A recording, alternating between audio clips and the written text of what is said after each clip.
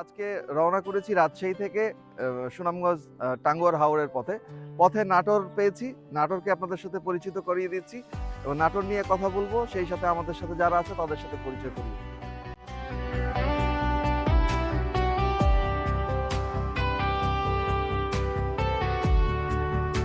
চলো আজ বেরিয়ে পড়ি নতুন কোন পথে, আকাশ ভরা স্বপ্ন নিয়ে গল্প হবে সাথে।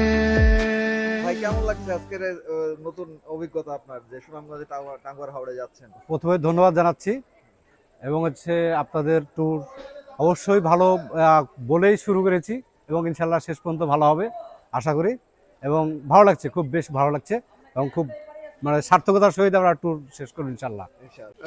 আমি আমার বন্ধুর সাথে সহমত পোষণ করছি। আমরা কেবল যাত্রা শুরু করলাম, আশা করছি এদের আমি বাংলা ট্যুরের যিনি আছেন তাদের আন্তরিকতা খুবই অনেক আমরা অভিভূত। ইনশাল্লাহ ভালো হবে, এটুকু আশা করছি। ধন্যবাদ। ভালো লাগছে। আমরা এখন নাটোরের স্টেশনে অবস্থান করছি। আমরা ট্রেনে অপেক্ষায় আছি এবং সবাই দোয়া করবেন আমরা তো ভালো মতো পৌঁছাতে পারি।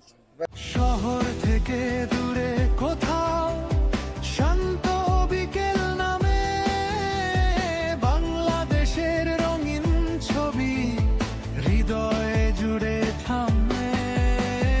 রিকশার রং মেঘে 1706 সালে রাজা রামজীবন যখন রাজধানী করার প্রত্যয় ব্যক্ত করেছিলেন, সেই সময় মূলত তিনি নৌকায় চড়ে যাচ্ছিলেন এবং এক জায়গায় দেখা গেল যে সাপ ব্যাঙকে খাচ্ছে। এটা দেখে তিনি বললেন নাও ঠেরো, এবং এই নাও ঠেরো শব্দটি থেকেই মূলত নাটোর নামের উৎপত্তি হয়েছে বলে আমরা জানতে পেরেছি।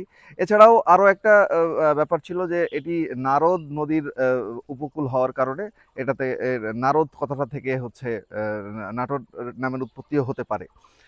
জনশ্রুতি আছে নাটোর বলা হতো মূলত এই অঞ্চল নিচু দুর্গম চলাচলের স্থান হওয়ার কারণে এখানে নাটোর বলা হতো, এবং নাটোর শব্দটি থেকেই মূলত শব্দের বিকৃতির কারণে হতে পারে যে নাটোর শব্দটি।